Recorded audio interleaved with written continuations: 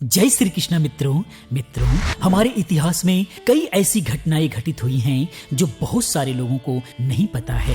हमारे पुराणों में ऐसा कहा जाता है कि देवताओं की रक्षा करने वाले शिव भक्त ऋषि अगस्त्य ने अपने ही पुत्री के साथ शादी कर उसके साथ संभोग किया था। पर आखिर ऐसा क्या हुआ था, ऐसी क्या मजबूरी थी कि ऋषि अगस्त्य को अपनी ही बेटी के साथ भोग विलास करना पड़ा। बहुत ही रोचक कथा होने वाली है, हम इसके बारे में पूरी जानकारी देंगे। बस वीडियो के साथ अंत तक बने रहें और इसी प्रकार तमाम वीडियोस को देखने के लिए चैनल को सब्सक्राइब करें। वीडियो अच्छी लगती है तो कृपया वीडियो को लाइक कर हमारा हौसला बढ़ाएं। आइए मित्रों आगे हम लोग समझते हैं। मित्रों ये कहानी सप्त ऋषियों में से एक ऋषि अगस्त्य से जुड़ी हुई है। हमारे पौराणिक ग्रंथों में वर्णित एक कथा के अनुसार एक बार ऋषि अगस्त्य स्वर्ग लोक की यात्रा करके पृथ्वी लोक पर वापस लौट रहे थे।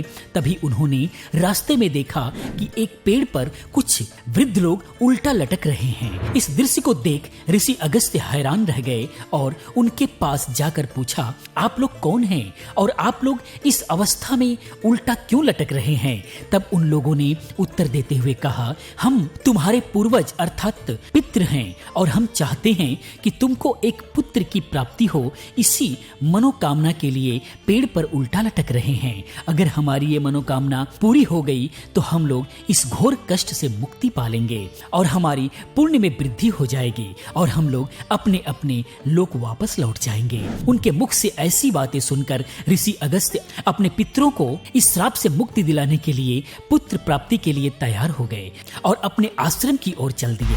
और अगले ही दिन से वो अपने लिए एक जीवन संगिनी की खोज करने लगे। काफी खोज के बाद भी उन्हें अपने लिए कोई ऐसी जीवन संगिनी नहीं मिली जिससे वो शादी करके पुत्र की प्राप्ति कर सके। इन चीजों से हार मानकर ऋषि अगस्त्य ने ये निश्चय किया कि वो खुद अपने तपोबल से एक ऐसी कन्या की उत्पत्ति करेंगे जो सौंदर्य और बुद्धि में अपराजय होगी। फिर उस कन्या की उत्पत्ति के लिए ऋषि अगस्त्य ने विभिन्न प्राणी, आहार्य, वनस्पतियों के सबसे सुंदर रंगों तथा गुणों को एकत्रित करना शुरू कर दिया। अपने तपोबल से इन सब चीजों से एकत्रित करके ऋषि अगस्त्य अपनी कल्पना के काफी निकट पहुंच गए। तभी उनकी नजर विदर्भ राज्य के राजा पे पड़ी जो पुत्र प्राप्ति के लिए अपनी पत्नी के साथ भगवान शिव की पूजा कर रहे थे।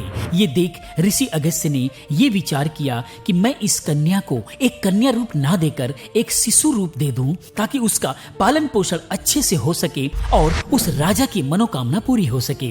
कुछ समय बाद उस कन्या की उत्पत्ति शिशु रूप में हुई और इस अलौकिक कन्या का नाम लोपामुद्रा रखा गया। धीरे धीरे समय बीतता गया और लोपामुद्रा बाल्यावस्था से वयस्क अवस्था में पहुंच गई। फिर उसके पिता लोपामुद्रा की शादी के लिए वर ढूंढने लगे।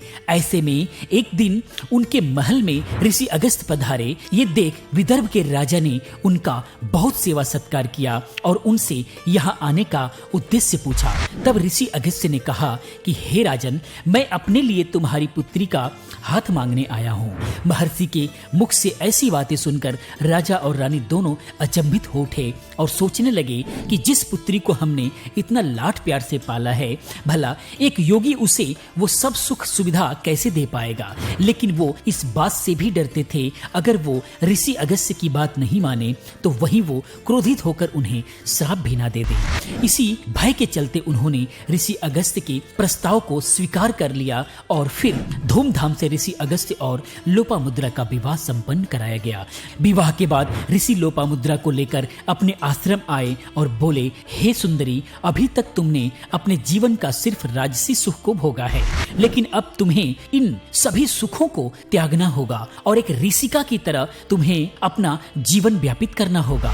लोपामुद्रा ने भी वैसा ही किया और अपने पति से समान वो भी व्रत और आचरण का पालन करने लगी। एक दिन की बात है, लोपामुद्रा आश्रम के किनारे एक नदी में स्नान कर रही थी। तभी ऋषि अगस्त्य की दृष्टि लोपामुद्रा पर पड़ी। उसे देख ऋषि की कामेक्षा जाग उठी और उन्होंने जाकर लोपामुद्रा से कहा कि मैं तुम्हारे साथ विषय भोग करना चाहता हूँ। जब लोपामुद्रा ने कहा, आपने मुझे इच्छा पूर्ति के लिए स्वीकार किया है, लेकिन मेरी भी एक मनोकामना है। जैसे मैं अपने पिता के घर सैया पे सोती थी, वैसे ही सैया पर आप मेरे साथ संभोग करो। तब ऋषि ने कहा, तुम जिस वैभव की बात कर रही हो वो मेरे जैसा योगी कहाँ से ला सकता है। लेकिन लोपामुद्रा अपनी जिद पर अड़ी रही। फिर ऋषि सोचते सोचते उस समय के पृथ्वी के सबसे धनी, सशक्त, दानव राज के पास पहुंचे और उससे जाकर अपनी सारी व्यथा बताई। फिर दानव राज ने भी ऋषि को उचित दान देकर विदा किया। अपनी इच्छा को पूरा होता देख लोपामुद्रा बहुत प्रसन्न हुई और ऋषि अगस्त्य के साथ भोग विलास किया।